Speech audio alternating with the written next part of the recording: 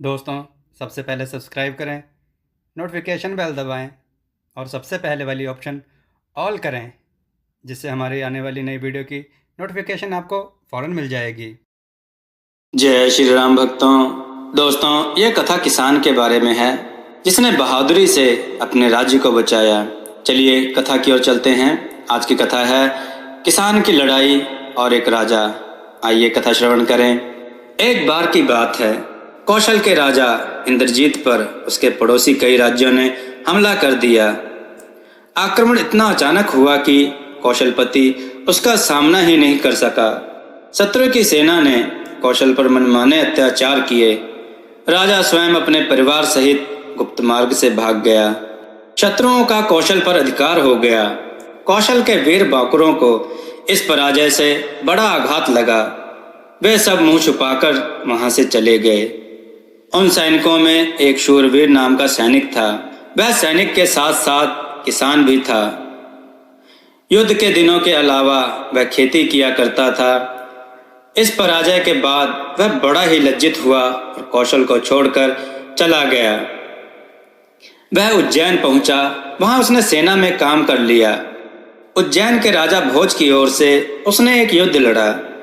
उस युद्ध में उसने इतनी वीरता दिखाई कि उज्जैन का सेनापति प्रसन्न हो गया। तीसरे दिन की लड़ाई में उसने राजा भोज के प्राण की रक्षा की।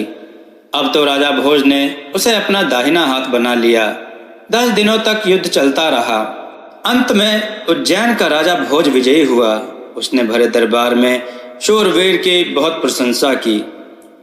उससे कहा, हम तुम्हारी वीरता से अत्यंत प्रसन्न हुए। हमारे सेनापति जी का भी कहना है कि यदि शूरवीर नहीं होता तो इस युद्ध में हमारी जीत संभव नहीं थी। ऐसी स्थिति में हम तुमसे प्रसन्न होकर मुंह मांगा पुरस्कार देना चाहते हैं। मांगो वीर, बिना किसी झिझक के मांगो। राजा भोज आज तुम्हें अपना मुकुट और सिंहासन भी दे सकता है। शूरवीर का हृदय प्रसन्नता के मारे भर आया। उसकी आंखों से अश्रु टपकने लगे। राजा भोज को बड़ा आश्चर्य हुआ। उसने पूछा, वीर, इस खुशी के अवसर पर तुम्हारी आंखों में आंसू? क्या बात है, साफ साफ कहो। शूरवीर ने सारी बात बताकर कहा, महाराज, मुझे कुछ भी नहीं चाहिए। मेरा देश पराधीन हो गया है। यदि आप मुझे मुंह मांगा इनाम देते हैं तो मुझे सेना, शस्त्र और ऐसी दूसरी सहायताएं दीजिए जिससे मैं अपने देश को स्वाधीन करा सकूं।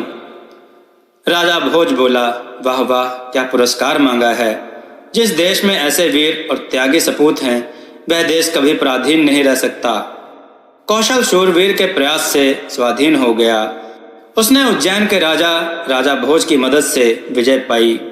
कौशलपति शूरवीर पर बड़ा ही गर्व कर रहा था। उसने उसको अपने दरबार में बुलाया।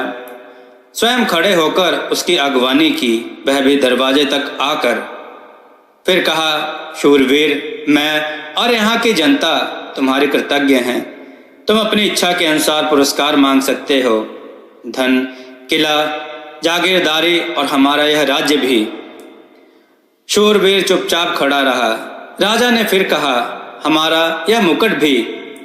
शूरवीर ने एक बार राजा को देखा, उसके बाद दरबारियों को, फिर दृढ़ स्वर में कहा, महाराज, मुझे सिर्फ एक बोरी अनाज पुरस्कार के रूप में चाहिए। राजा चौंक कर बोला, सिर्फ एक बोरी अनाज? मैं तुम्हें अनाज का भंडार दे सकता हूँ। जी नहीं महाराज, मुझे कुछ नहीं चाहिए, केवल एक बोरी अनाज के अलावा। मैं इतने अनाज का क्या करूँगा? बहुत मेहनत करूँगा, किसी भी तरह से अपने परिवार का पालन पोषण करूँगा। आप मुझे बस एक बोरी अनाज दीजिए। मैंने देश को इसलिए स्वाधीन नहीं कराया कि मुझे कोई पुरस्कार लेना है, बल्कि मैंने इसलिए संघर्ष किया कि मैं किसी परतंत्र देश का नागरिक न कहलाऊं। अपने देश व स्वयं के गौरव की रक्षा का कोई पुरस्कार नहीं होता। राजा ने उसकी भूरी भूरी प्रशंसा की। शूरवीर अपना असली पुरस्कार लेकर खेत की ओर चला गया। दोस्तों, आपको यह कथा कैसी लगी? अपने विचार और सुझाव कमेंट में जरूर दें। हमारी कथाओं को लाइक करें, हमारे चैनल को सब्सक्राइब करना ना भूलें। हमारी कथाओं को शेयर जरूर करें जिससे लोगों को अच्छा ज्ञान प्राप्त हो। जय श्री राम भक्तों।